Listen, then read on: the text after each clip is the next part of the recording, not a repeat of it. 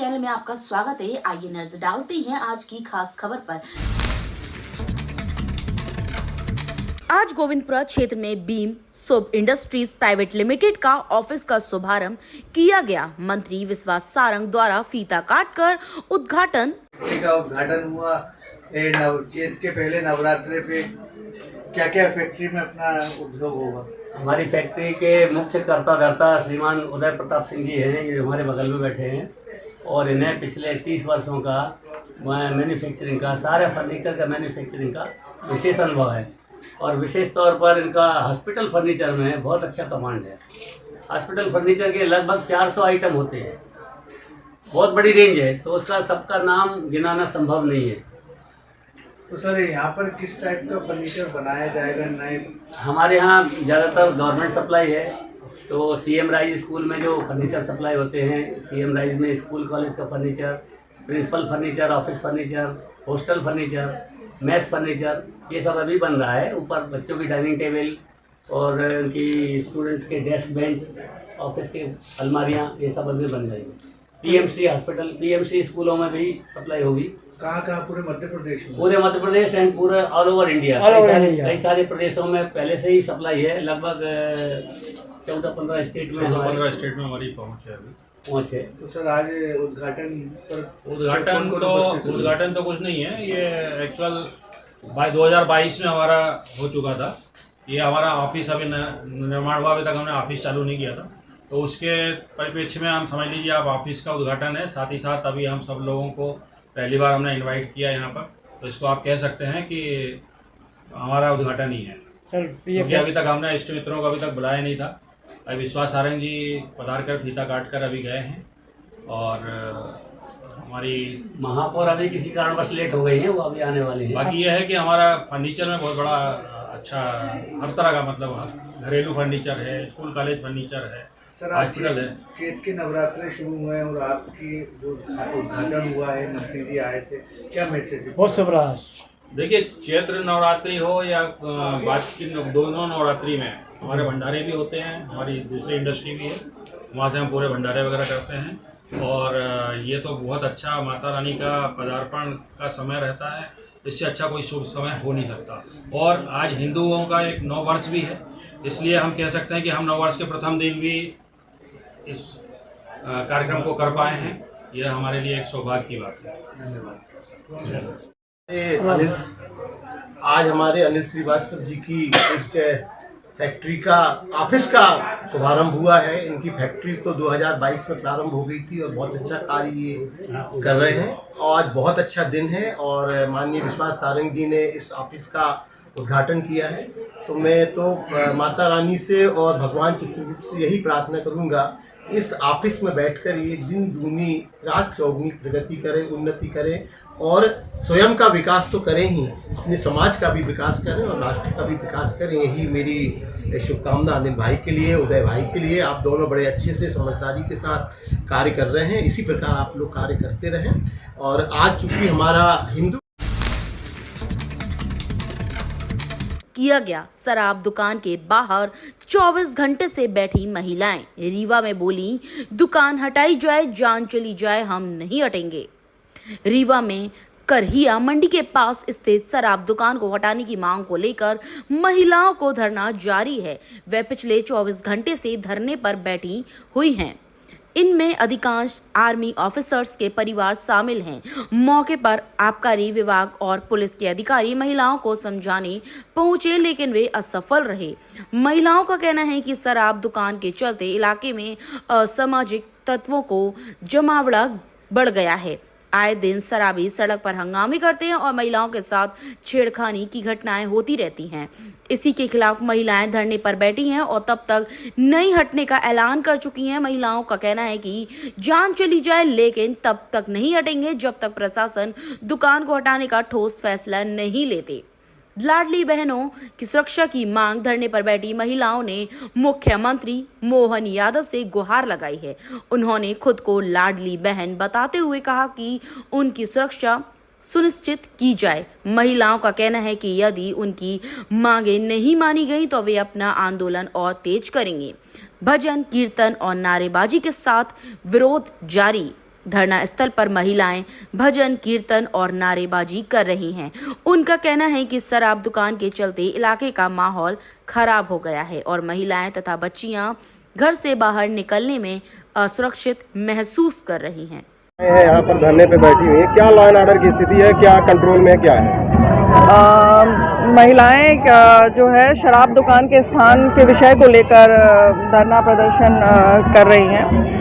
अभी law and order की ऐसी कोई सिचुएशन नहीं है, वो शांतिपूर्ण तरीके से अपनी मांग रख रही हैं और आबकारी विभाग के वरिष्ठ अधिकारी यहाँ अभी उपस्थित होने वाले हैं, तो वो इस विषय में उनसे बात करेंगे। मैम, छेड़खानी का भी आरोप लगा रही, कोई ऐसा व्यक्ति आया था उसने छेड़खानी करने की कोशिश किया, आरोप में सच्चाई है क्या? अभी नहीं, इस विषय में तो अभी कोई ऐसी जानकारी नहीं मिली है। आते जाते लोग यहाँ जो है शराब दुकान के पास आ रहे हैं लोग, तो शायद उन्हें ऐसा लगा हो, बाकी इस तरीके की जानकारी मेरे संज्ञान में नहीं है। पुलिस के जवान मैडम लगातार कब से तैनात हैं यहाँ पे? हाँ, पुलिस बल जो है थाने का और लाइन का बल यहाँ तैनात है। कल से यहाँ लगातार बैठी हैं, ये कब तक बैठी रहने वाली है? अभी क्या हम लोग आश्वासन मिला कि नहीं मिला? कोई आश्वासन नहीं मिला। कल आए थे, तहसीलदार साहब आए थे, गोल मोल हम लोगों को बोल के गए और उसके बाद अभी तक कल से महिलाएं, हम सभी बहनें कल से यहाँ बैठे हैं और अभी तक किसी भी तरह से कोई सुरक्षा नहीं। एक अभद्र आदमी आया और हम लोग के साथ बदतमीजी किया, तब हमने चौराहा थाने के टीआई साहब को फोन लगाया। सोचिए, प्रशासन में हम सभी यहाँ चौराहे में बैठे हैं, यहाँ से कोई हम लोग की सुरक्षा के लिए किसी भी तरह से किसी ने कोई दायित्व नहीं निभाया। जब हमने प्रशासन फोन किया टीआई साहब को, तब टीआई साहब यहाँ से 10-12 अभी 2-3 पुलिस वालों को लेके आए। हम लोग चीख के बोले कि भाई साहब हम लोग की रक्षा करिए, हम लोग यहाँ हौली के सामने बैठे हुए हैं और यहाँ अभद्र आदमी आके पी के दारू हम लोग को 200 की नोट दिखा के बदतमीजी कर रहा है। तब वहाँ से अभी थाने से, चौराहा थाने से कुछ पुलिस वाले आए हैं जो अभी बैठे हैं और हम लोग अभी बैठे हैं, रात को भी बैठे रहेंगे। आगे आने वाले जब तक ये हौली नहीं हटेगी, माननीय शुक्ला जी हम लोग की नहीं सुनेंगे, क्योंकि हम लोगों के यहाँ के मालिक राजेंद्र शुक्ला जी हैं।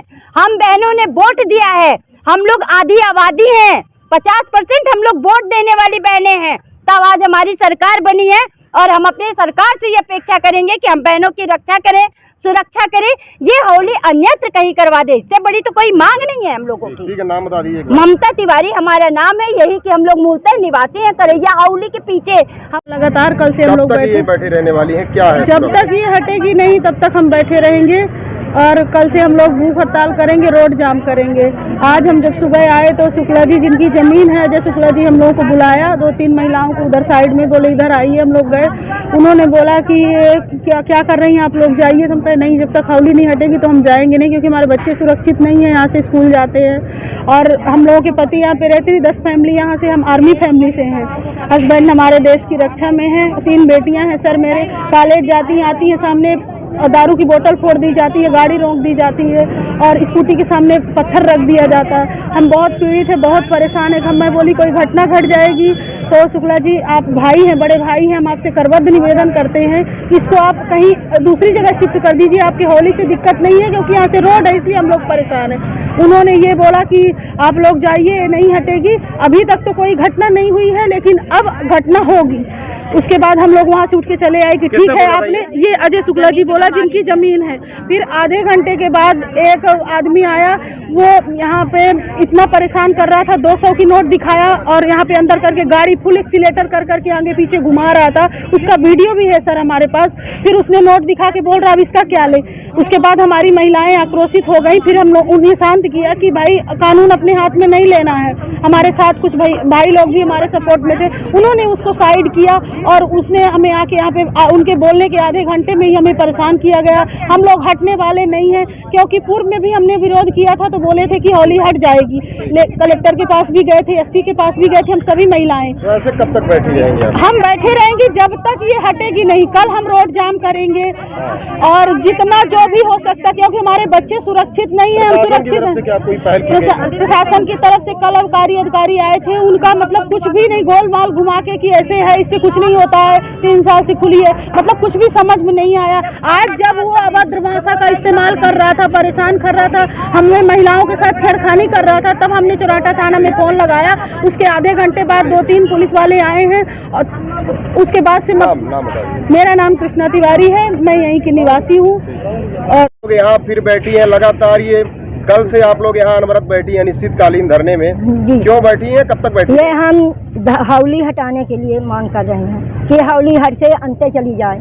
हमारी लड़कियाँ लड़के सब आते हैं जाते हैं, यहाँ जाम लग जाता है और यहाँ से जाके हमारे घर तक सारे पड़े रहते हैं पी के दारू, और वो काना पत्थर मारते हैं, गूदा मारते हैं, गाड़ी देते हैं रोड में आधी रात के 12-1 बजे तक। तो हम लोग की सुरक्षा कौन कर रहा है? पुलिस कर रही है कि राजेंद्र शुक्ला कर रहा है कि मोहन यादव कर रहा है? कोई नहीं कर रहा ना। और हम लोग धरन बैठे हैं, हम लोग को उल्टा गाड़ी दे के जाते हैं। अजय शुक्ला के जमीन है वो हमको धमकी दे के आज इनका चले गए कि हम देख लेंगे तुम क्या कर लोगी, अब आज से तुम्हारे साथ क्या होगा तो देखेंगे हम। अब क्या देखेंगे? उसके बाद आधा घंटा 200 रुपये खाता है दारू पी के। बताइए हमारे लोग कौन सुरक्षा करिए? जब मोहन यादव, राजेंद्र शुक्ला जब वोट हम लोग दिए, हमने मंत्री में विधायक बना है कि कोई दूसरा बना है? हमारे लोगों की सुनवाई बहनों की नहीं होगी तो कौन करेगा हमारी रक्षा? हमें देश की रक्षा के लिए सब तुम बने हो, हम लोग तुमको वोट दिए हैं। कल से अनवरत आप लोग बैठे हम कल से बैठे हैं और कल हम बैठेंगे रोड में बैठेंगे, कल रोड जाम करेंगे, कल डीजल डाल के हम लोग बैठे। जो हावली नहीं हटेगी तो हम लोग अपन जान भी दे देंगे। अब भूखे प्यासे बैठेंगे। नाम बता दीजिए। तारावती दुबे। क्या डर नहीं लग रहा आपको वारदात हो जाए? नहीं, बिल्कुल डर नहीं लग रहा सर, क्योंकि हमारे साथ में है और सरकार साथ में है कि सरकार साथ देगी। हमको पूरी उम्मीद है उनसे कि वो हमारा साथ देंगे, इसीलिए हम भरोसे में बैठे हैं कि हमारे जो उप मुख्यमंत्री हैं उनसे हमको पूरी उम्मीद है, वो हमारी मदद करेंगे। इसी उम्मीद के साथ हम यहाँ कल से लगातार बैठे हैं और जब तक हमारी मांगे नहीं मानी जाएगी जब तक हम यहाँ बैठे रहेंगे। आगामी क्या रूपरेखा रहेगी? आगामी रूपरेखा यही है सर कि हम तो यही उम्मीद रखते हैं कि हमारी मांग आज ही मान ली जाए, नहीं तो फिर हम रोड जाम करेंगे। जो कर सकते हैं, जो बन पाएगा वही करेंगे सर। बिल्कुल। नाम बता दीजिए एक बार। नाम हमारा कल्पना शर्मा है, मेरे हस्बैंड आर्मी में हैं, हम भी आर्मी फैमिली से हैं। मैं अकेले रहती हूँ, मेरे बच्चे हैं, मेरा बच्चा के यहीं से बस आती है, स्कूल में जाते हैं। हर चीज़, हर छोटा बड़ा काम मुझे अकेले करना पड़ता है। उसके लिए टेंशन, शाम को 6 बजे के बाद मैं अकेले नहीं हिम्मत कर पाती कि मैं यहाँ से निकल जाऊँ। कहीं से दूसरी रास्ता हमको ढूंढना पड़ता है, कहाँ भटकना पड़ता है, इतनी परेशानी है। बस यही अनुरोध है, करवद अनुरोध कर रही हूँ कि ये हावली अन्यत्र शिफ्ट कर दी जाए। बाकी हमें और कोई समस्या नहीं है, आज ही हमारी मांग मान ले। हमें इतना परेशान न किया जाए कि हमको मजबूर होके रोड में बैठना पड़े।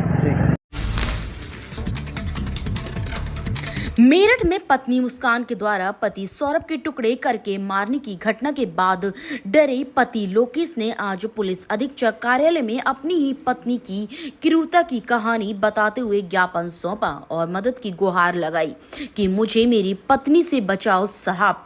ज्ञापन के माध्यम से बताया गया कि प्रार्थी लोकेश कुमार माझी पुत्र श्री जगदीश कुमार माझी उम्र 30 वर्ष स्थायी निवासी मोहल्ला रामबाग चीरखर के पास तहसील अजयगढ़ जिला पन्ना मध्य प्रदेश हाल निवासी धरावी चौराहा वन स्टॉप सेंटर के पास थाना सिटी कोतवाली जिला सतना में निवास करता हूं तथा रेलवे विभाग में लोको पायलट के पद पर पदस्थ हूं। मेरा विवाह अनावेदिका हर्षिता रैकवार के 7 जून 2023 में हिंदू रीति रिवाज के अनुसार संपन्न हुआ था। शादी के बाद ही मेरी पत्नी सास व साला रुपयों व सोने चांदी की मांग को लेकर मानसिक व शारीरिक रूप से प्रताड़ित करना शुरू कर दिए थे।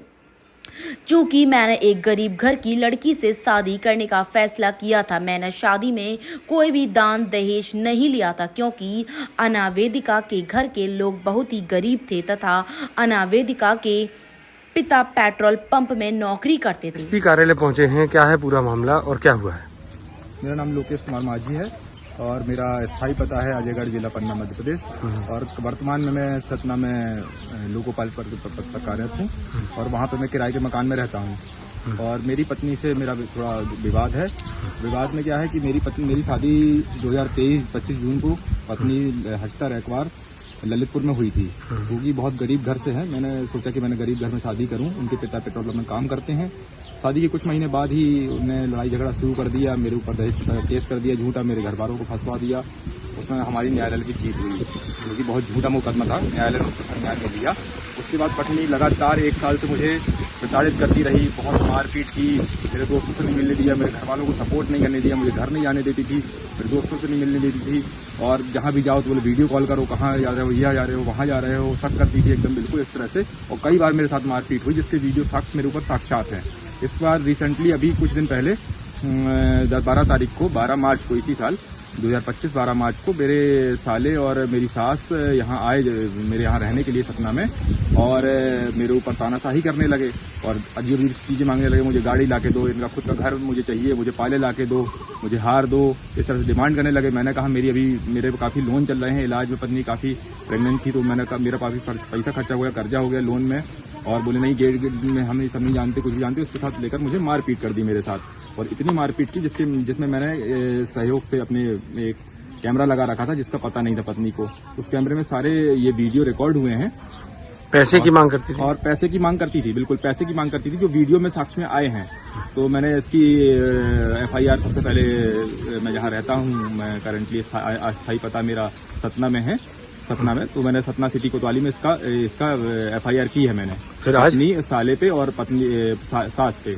और उसके बाद ये धमकी दे रही थी लगातार कि मैं मर जाऊंगी, मैं आत्महत्या कर लूँ, मैं अजय गाड़ा ये करूंगी, को फंसवा दूंगी इस तरह से। तो मैं फिर मुझे लगा कि मैं कहीं मेरे घर वाले जो जिनसे मैं एक साल से मिल नहीं पा रहा था, मैं आज आया SP ऑफिस पन्ना, और मैंने यहाँ एक SP साहब को आवेदन दिया कि अजयगढ़ में आकर वो इस तरह से कुछ करती है तो आप इसको संज्ञान में लेवें और मेरे परिवार को बचाने की कृपा करें। मैं बहुत प्रताड़ित हूँ, इतना प्रताड़ित हूँ जिसकी कोई सीमा नहीं है। मेरे पास मरने के अलावा कोई ऑप्शन नहीं है। मैं मतलब बहुत प्रताड़ित हो चुका हूँ, इतना प्रताड़ित हो चुका हूँ, मैं क्या बताऊँ आपसे। आप वीडियो देख सकते हैं मेरा। माता पिता से मिलने के लिए मना करती थी, माता पिता से मिलने के लिए मना करती थी, इसके भी वीडियो साक्ष्य है मेरे पास। और माता पिता से मिलने के लिए छोड़िए, मेरे फोन करने के लिए मना करती थी कि बात नहीं करोगे। मेरी बहन है शादी के लिए, मेरे माता पिता कुछ नहीं करते हैं, मेरे ऊपर निर्भर है। मेरे माता पिता एक छोटी बहन, 2 छोटे भाई, सब मुझ पर निर्भर है। मुझे 1 रुपए नहीं देने देती थी घर पे, अभी भी नहीं देने देती। मैंने 6 महीने से मेरा बैंक अकाउंट चेक किया जाए, सब चेक किया जाए। और मेरे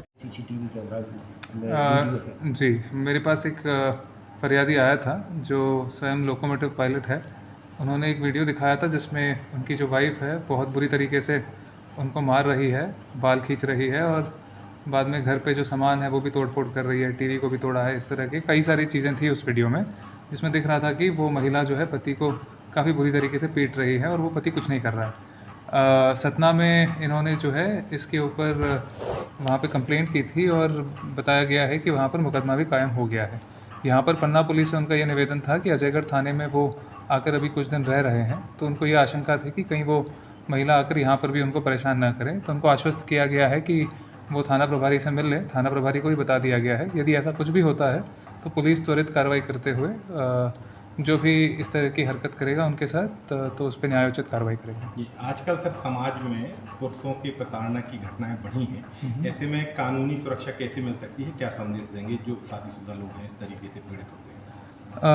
तो सबसे पहले तो अगर आपके साथ ऐसा कुछ होता है तो बेस्ट है कि उसके संबंध में आपके पास यदि एविडेंस हो तो मुकदमा कायम करने में आगे यदि कोर्ट में कोई फैमिली कोर्ट में भी कोई पिटिशन वगैरह लगता है तो उसमें एविडेंस के हिसाब पे उस चीज़ को यूज़ किया जा सकता है। बाकी आप स्वयं उत्तेजित होकर कुछ करने से अच्छा है कि इसमें आप साक्ष्य एकत्रित करें और उसको फिर जो सही फोरम है वहाँ पर पेश करें। सुसाइड ना करें, सुसाइड भी करते हैं लोग परेशान। हाँ, इस टाइप के जो न्यूज़ में हमने जैसे पढ़ा है तो वैसा कोई कदम लेने से पहले जो है एक बार लीगल एजेंसी से बात ज़रूर करें। Thank you. भोपाल सतपुड़ा भवन के जनजाति कार्य विभाग में पदस्थ हर्षद पाल सहायक ग्रेड 3 जनजाति कार्य विभाग में कार्यरत हैं, जिन्हें आयुक्त जनजाति द्वारा सोमवार को निलंबित कर दिया गया था, जिसके विरोध में कर्मचारी एक हुए और प्रदर्शन करने लगे। इस दौरान आयुक्त महोदय ने पुलिस को बुला लिया, कर्मचारियों पर दबाव बनाना चाहा। कर्मचारियों का कहना है कि आयुक्त महोदय की मनमानी चलती है, कई कर्मचारियों के साथ उनकी झड़प हो चुकी है, यह कर्मचारियों पर अपनी मनमानी चलाते हैं। हमारे यहाँ के कर्मचारी है सहायक ग्रेड 3 हर्षद पाल, उनको हमारे कमिश्नर साहब ने सस्पेंड कर दिया है। तो उनको सस्पेंड कर दिया, तो उनसे मिलना चाह रहे थे कमिश्नर साहब से, तो काफ़ी पुलिस बल आया हुआ, यहाँ रैपिड एक्शन फोर्स आ गई, कम से कम 30-40 पुलिस वाले आ गए। तो यहाँ हम लोगों पर दबाव बना जा रहा है, हम लोग काम बंद करके बैठे हुए हैं। कमिश्नर साहब ने, वो मुझे पता नहीं है कंफर्म कि क्या हुआ है, काफ़ी चिल्ला के कुछ ऐसा बोला है, कुछ ऐसा सुनने में मेरे भी आया है। मारपीट हुई है। हाँ, मारपीट भी हुई है क्या? आइए सुरैया जी, क्या हुआ सुरैया जी, बताइए अपनी बात। हमारे वरिष्ठ नेता है सुरैया जी। आदिम जाति विकास के कमिश्नर साहब श्रीमान शुक्ल जी ने एक कर्मचारी को सस्पेंड कर दिया है और उसकी किसी भी प्रकार की गलती नहीं है। सारे कर्मचारियों में आक्रोश है और ये घटना पहली नहीं है। इसके पहले भी उनके द्वारा अपने एक अधिकारी के साथ में बोतल उठाकर मारने का प्रयास किया था, उनके दरवाजे पे लात मारा था। तो ये सब हरकतें परिवार के मुखिया के नाते नहीं होती। वो एक IAS अधिकारी हैं, वरिष्ठ हैं और विभाग के प्रमुख हैं और पूरा विभाग कह रहा है आज बाहर जो निकल के कर्मचारी बैठे हुए हैं कि ये हमारे परिवार के मुखिया है और हम इनकी हर बात का पालन करते हैं। और यदि वे हमसे 2 मिनट चर्चा कर लें तो चर्चा करने के माध्यम से इस प्रकरण का निराकरण किया जा सकता है। लेकिन आदरणीय आयुक्त महोदय श्रीमान शुक्ल जी ना तो कर्मचारियों से और उनके पदाधिकारियों से बात कर रहे हैं। ये अप्रिय स्थिति है। हमारे सारे संगठनों का ये मत और मानना रहा है कि किसी भी समस्या का निराकरण आपस में सौहार्दपूर्ण वातावरण में चर्चा के माध्यम से किया जाए और हम भी चाहते हैं कि इस प्रकरण का समाधान अधिकारी, कर्मचारी और उनके पदाधिकारियों के साथ में सौहार्दपूर्ण वातावरण में चर्चा के माध्यम से निराकरण हो। लेकिन वे बात करने के लिए तैयार नहीं हैं। माननीय मुख्य सुरक्षा अधिकारी, मंत्रालय के, थाने के सारे अधिकारी और पुलिसकर्मी आ गए हैं और वो चर्चा कर रहे हैं। उनका कहना है कि इनका स्वभाव इस प्रकार का है, कुछ देर नाराज़ रहते हैं और कुछ ही देर के बाद में वे शांत हो जाते हैं और हम चर्चा करवाएंगे। और इसी आश्वासन पे वो कर्मचारी बाहर बैठे हैं और आज पूर्ण रूप से हड़ताल पर है। सर, मारपीट भी हुई है कुछ? नहीं, मारपीट किसी के साथ में नहीं हुई है। मुख्य सुरक्षा अधिकारी मंत्रालय के वहाँ मौजूद है। मारपीट का कोई प्रश्न ही नहीं उठता। कर्मचारी के सस्पेंशन के कारण कर्मचारी आंदोलित है और केवल उन्होंने नारेबाजी किया है और किसी प्रकार की घटना। कौन से डिपार्टमेंट में है, कौन है कर्मचारी? जनजाति कार्य विभाग। आयुक्त महोदय का नाम है श्रीमान शुक्ला साहब। क्यों? हाँ बताइए भैया, क्या लगता है वो अधिकारी जो है उनका स्वभाव ऐसा ही हमेशा करते रहते होंगे आप लोगों के साथ? यहाँ आने के बाद तो उन्होंने, ये दूसरी घटना है। एक बार तो अपने 3-4 कर्मचारियों के साथ में की। एक अधिकारी का तो मैंने अभी जिक्र किया कि उनके ऊपर बोतल उठा ली थी पानी की, उसके बाद उनके दरवाजे पर लात मार के खोला। एक कर्मचारी को सस्पेंड किया था, 2-3 दिन बाद हालांकि वो मान गए और उसको निलंबन से बहाल भी कर दिया। अभी भी बहाल कर देंगे। लेकिन जिस किसी ने भी ये कहा है कि आयुक्त जनजातीय विकास में जो कर्मचारियों के बीच में मार और अधिकारियों के बीच में मारपीट हुई है, ये निराधार है। आयुक्त कौन है, उनका नाम क्या है सर? उनका नाम श्रीमान शुक्ला जी हैं। कई जगह कलेक्टर रहे हैं, बड़े बड़े उच्च पदों पे रहे हैं।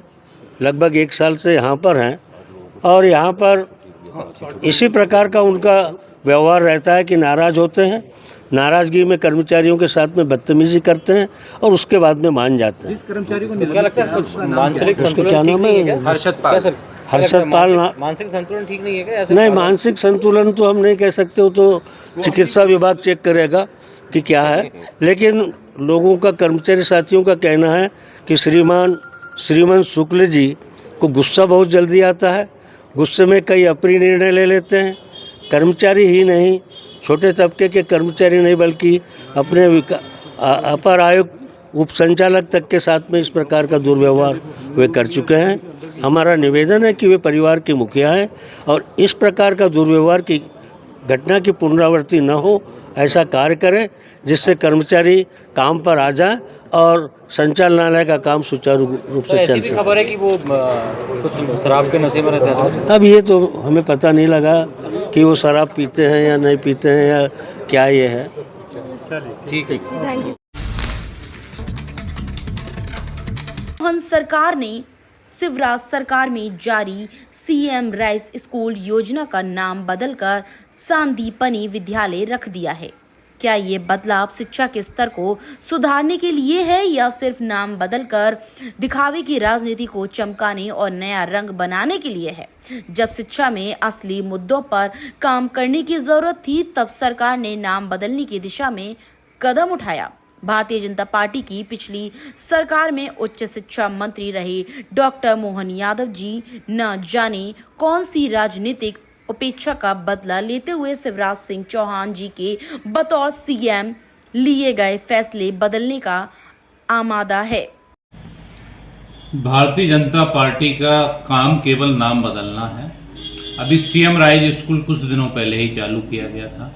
इसके बाद में सीएम नाम अब संदीपनी कर दिया गया है।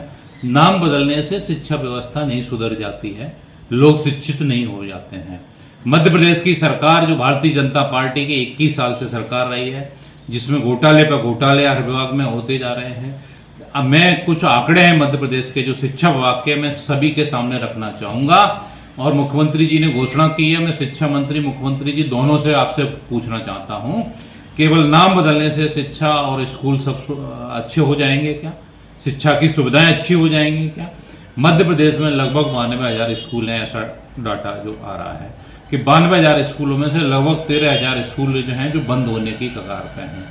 कुछ डाटा ये भी आया है कि 5500 स्कूल ऐसे हैं जिनमें एक भी छात्रों ने प्रवेश नहीं लिया है। क्या उनको कब सुधारा जाएगा? और लगभग 25,000 स्कूल ऐसे हैं मध्य प्रदेश में जिसमें केवल 10 से 20 छात्र हैं उन स्कूलों में। क्यों नहीं छात्र आ रहे? क्योंकि वहां पे जो मध्य प्रदेश में लगभग 80,000 पद खाली पड़े हुए हैं, जो स्कूलों में शिक्षकों की व्यवस्था नहीं है। कुछ शिक्षक नाम के लिए चल रहे हैं, जाते ही नहीं है स्कूलों में। ये कुछ दिन पहले स्कूल शिक्षा मंत्री उदय प्रताप सिंह जी ने बयान दिया था कि मैं ही जानता हूं मेरे जिलों में कम से कम कितने शिक्षक होंगे जो पढ़ाने ही नहीं जाते हैं, ठेके पे शिक्षक रखे हुए हैं, इसीलिए स्कूलों की व्यवस्था है। आपकी सरकार के मोहन जी मंत्री ही ये बयान देते हैं। तो शिक्षा मंत्री जी मैं आपसे पूछना चाहता हूं और मुख्यमंत्री जी आपसे पूछना चाहता हूं, केवल नाम बदलने से बच्चे शिक्षित हो जाएंगे क्या? स्कूल की व्यवस्थाएं सुधर जाएंगी क्या? इसके अलावा बहुत सारे और भी कुछ डाटा हैं वो मैं आपके सभी के सामने लाना चाहता हूं जिससे मध्य प्रदेश की जनता जाने। और ये सारे डाटा गूगल पे उपलब्ध हैं, मैंने भी वहीं से डाटा को देखा है। सारे लोग आप देखें कि टॉप 10 जिलों के मैं नाम लेता हूं। सिंगरौली जिले में 111 स्कूल हैं जो शिक्षक विहीन हैं। रीवा जिले में 84 स्कूल हैं जो शिक्षक विहीन हैं। शिवपुरी जिले में 76 स्कूल शिक्षक विहीन हैं। छतरपुर जिले में 456 स्कूल शिक्षक विहीन हैं। शिवपुरी जिले में 420 स्कूल हैं जो शिक्षक विहीन हैं। ग्वालियर में जिले में 18 स्कूल हैं। इंदौर जिले में 16 हैं। जबलपुर में 15 हैं। भोपाल में 7 हैं। और भी भोपाल जहाँ राजधानी, आप सोचिए राजधानी में 7 स्कूल का शिक्षक भी है। प्रदेश के जो है ना आप देखेंगे तो 11,000 स्कूलों में शौचालय की व्यवस्था नहीं है जो बदहाल स्थिति में पड़े हुए हैं। कहाँ से हमारी बच्चियां पढ़ने जाएंगी, कहाँ से हमारे बच्चे पढ़ने जाएंगे ऐसे स्कूलों में जहाँ शौचालय की व्यवस्था नहीं होगी। लगभग 36,000 स्कूलों में बिजली की व्यवस्था नहीं है। आप सोचिए 92,000 में से 36,000 स्कूल ऐसे हैं जहाँ बिजली की व्यवस्था नहीं है। आज के टाइम पे जहां मध्य प्रदेश कहता है हमारे पास सरप्लस बिजली है, लेकिन हमारे इस सरकारी स्कूलों में बिजली की व्यवस्था नहीं है। इससे बुरी स्थिति क्या हो सकती है? 32,000 स्कूलों में खेल के मैदान नहीं है। आप सोचिए मध्य प्रदेश में हमारे बच्चों का भविष्य क्या होगा। आज ये भारतीय जनता पार्टी की जो सरकार है, 1500 स्कूलों में बाउंड्री वॉल तक नहीं है। मध्य प्रदेश की ये स्थिति है। तो भारतीय जनता पार्टी की सरकार केवल प्राइवेट स्कूलों को, अडानी अंबानी के जो स्कूल खुल रहे हैं उनको बढ़ावा देना चाहती है। और जो सीएम राइज स्कूल भी जो इन्होंने बनाया था, ये पीपीपी मॉडल प्राइवेट पार्टनरशिप पे बनाए गए हैं जिससे लोगों को बिजनेस और फायदा दे सकें। ऐसा जो मॉडल चलना है जो आज की सरकार के भारतीय जनता पार्टी की शिक्षा पद्धति बदलने की नीति इनकी जो चल रही है, क्योंकि गरीब का शिक्षा बच्चा न पढ़ सके, आदिवासी का बच्चा न पढ़ सके, हमारे दलित भाई का बच्चा न पढ़ सके, पिछड़े वर्ग का बच्चा न पढ़ सके, इसलिए सारे स्कूलों की स्थिति बदहाल होती जा रही है। कुछ दिनों बाद सरकार बोलेगी कि स्कूल हम प्राइवेट लोगों को दे देते हैं कि आप यहाँ खोलिए और चलाइए। ये सरकार ऐसे नियम लाएगी आगे, जैसे कुछ दिनों पहले हरियाणा में इसी टाइप की चीजें की गई हैं। तो भारतीय जनता पार्टी की सरकार नाम न बदले, काम करे, स्कूलों की जो व्यवस्था है इसको बेहतर करे। और जनता आगे सब समझ रही है, समझदार है। और जनता से मैं ये कहना चाहूंगा कि इनसे सवाल पूछे कि केवल नाम बदलने से काम चलेगा या स्कूलों में शिक्षक उपलब्ध होंगे, बिजली की व्यवस्था होगी, पानी की व्यवस्था होगी, स्वास्थ्य की सुविधाओं की व्यवस्था होगी, बच्चियों के लिए अलग से बाथरूम बनाए जाएंगे, तब मध्य प्रदेश के स्कूलों की व्यवस्था सुधरेगी।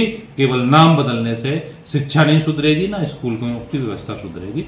मैं यही सभी से कहना चाहता हूं और सभी पत्रकार बंधुओं से भी आग्रह करता हूं कि इस मुद्दे को आप लोग जो स्कूल शिक्षा के मध्य प्रदेश की शिक्षा में स्कूलों की व्यवस्था क्या है, इनमें सुविधाएं क्या हैं, सारे डाटा प्रस्तुत करें जिससे सरकार का ध्यान केंद्रित हो और केवल जो भाई लूटने में सरकार लगी हुई है कि हमने नाम बदलने से शिक्षा बदल दी, तो ये भी दूध का दूध पानी का पानी सब सामने आ जाएगा। समाजवादी पार्टी मांग करती है कि केवल सुविधाओं पर ध्यान दिया जाए, तब शिक्षा व्यवस्था सुधरेगी। शिक्षकों की नियुक्ति पर ध्यान दिया जाए, जो लगभग 80,000 पद खाली पड़े हुए हैं, इनको भरा जाए। कब भरेगी सरकार, में पूछना चाहता हूं। धन्यवाद।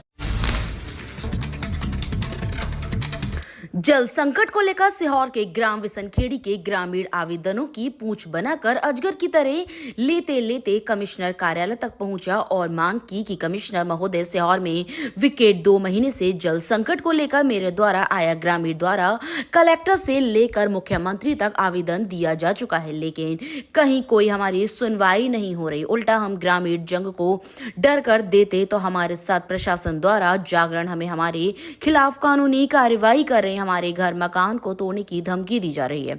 आज दुखी मजबूर होकर हम ग्रामीण तमाम आवेदनों की दरखास्तों की पूंछ बनाकर अजगर की तरह लेते लेते भोपाल कमिश्नर ऑफिस पहुंचे और जो दरगाह से दी गई थी तमाम जो खबरें प्रसारित हुई थी, खबरों में पत्रकारों में उनका बैनर पेज पहनकर कपड़े की तरह बैनर लगाकर कमिश्नर कार्यालय पहुंचे और न्याय की गुहार लगाई।